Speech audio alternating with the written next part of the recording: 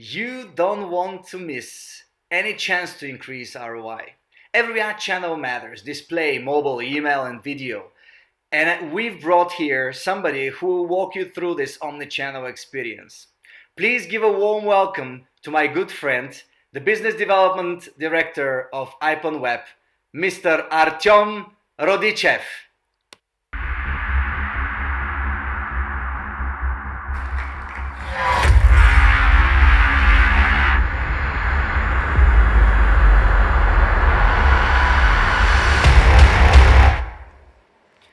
Good afternoon, everyone. Thank you, Plamen, for the amazing opportunity to be here on the stage. Today, I would like to talk about the supply side. We have been on the market for quite a while, and we've been observing DSPs dominating the programmatic market. And I think it's now the right time to push back. We can talk about this because we are a global company.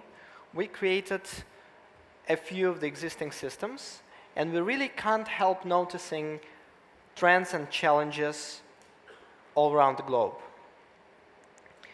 To understand better what's happening now on RTB and programmatic market, we can talk about two levels. First, the global shifts that exist on different markets around the globe, and lower level technical aspects that can help players to trade efficiently. And since we are talking about real-time bidding, about programmatic ad trading, it's all around the auction mechanics and technology that can help.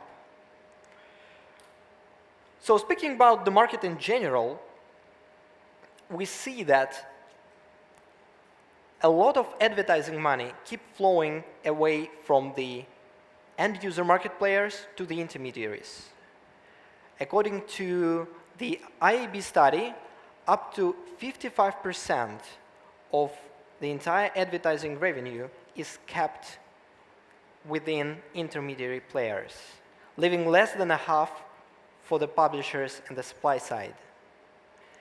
It's interesting to mention that before, several years before, around a third of this money were on the network side, and today almost entirely it shifted to the intermediaries, DSPs, data owners, and trading desks. The next challenge is a shift from direct publisher buying to audience buying. 5 years ago, if you wanted to buy, let's say, business audience, you have to go to Forbes.com and buy from them directly.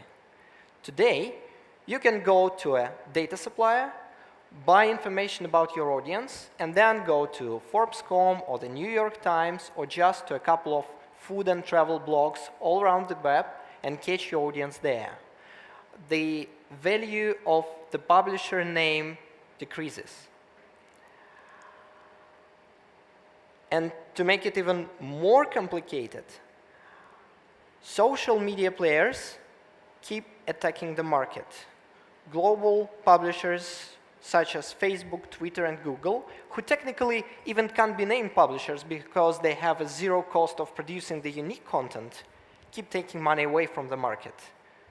And still, in spite of the fact, publishers keep integrating data pixels, social data pixels into their websites, keep sharing their data.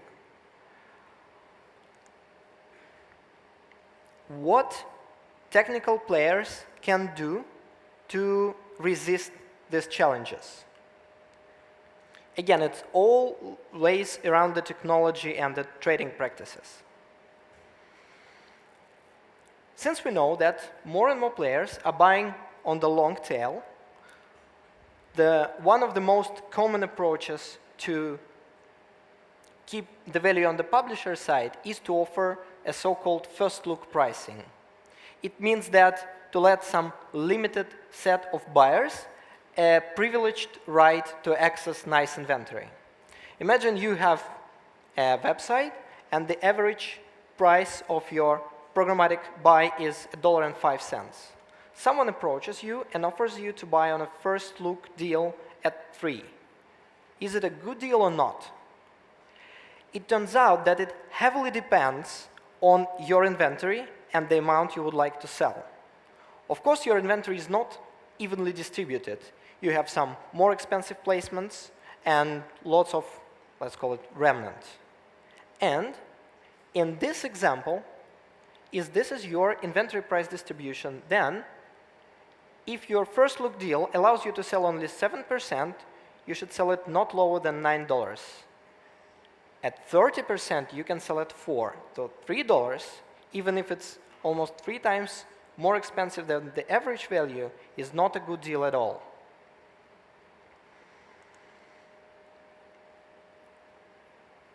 The next example.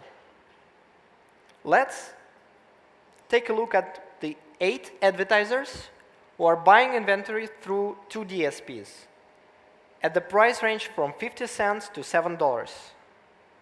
Every DSP selects internally the best bid, which is most often the most expensive one, and sends it to the supply side. So in this case, supply side will receive 2 bids, $7 and $3. If we are talking about classical second price auction, which is common for programmatic media trading, we will sell at 3 in this case. But if supply side can observe the entire demand, the true second price should be $6.60. What can we do with that, being a supply side player? The most obvious way, most widely used at the moment, is to somehow game on the second price auction, to define not the true second price, but instead an average price or a median price. In most cases, it's calculated as an average value between the first and the second bid, at 50%. Well, if someone bids 7, another one bids 3, then you will sell at $5. But there is a problem here.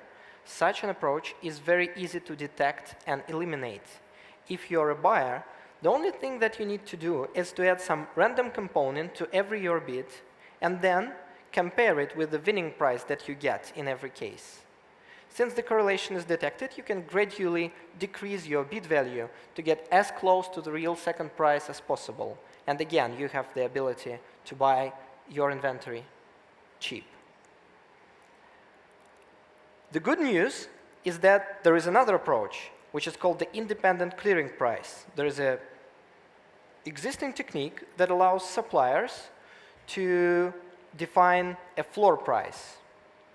In this example, there is just one DSP that sends bids. So in case the bid is below the floor, the bid is not sold at all. If it's above, you sell at X. The problem is that how to define the optimal floor. If you have no floor, then the second price is 0, you have no revenue. If the floor is too high, then you can't sell much. Again, you can't make money. If you know the bid probability distribution, you can work out the equation and to understand which floor price will allow you to maximize the revenue and publisher payout. So in this relatively typical example, bid density distribution can be approximated by a gamma function. The typical bid is 3. The average is 6 because you have a rather long tail. The floor price is 0, but the optimal floor is 485.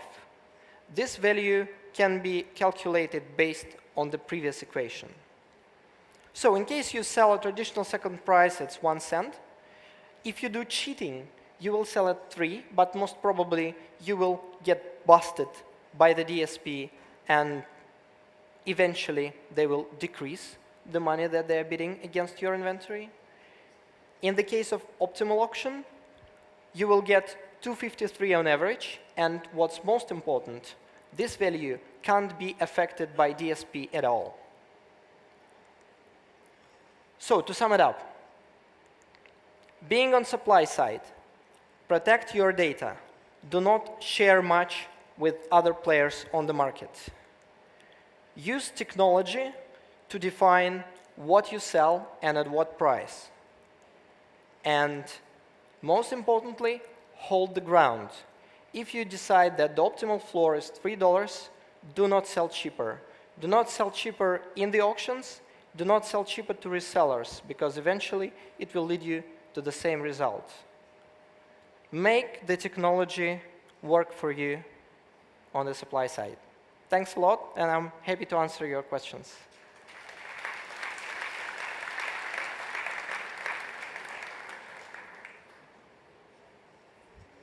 Thank you.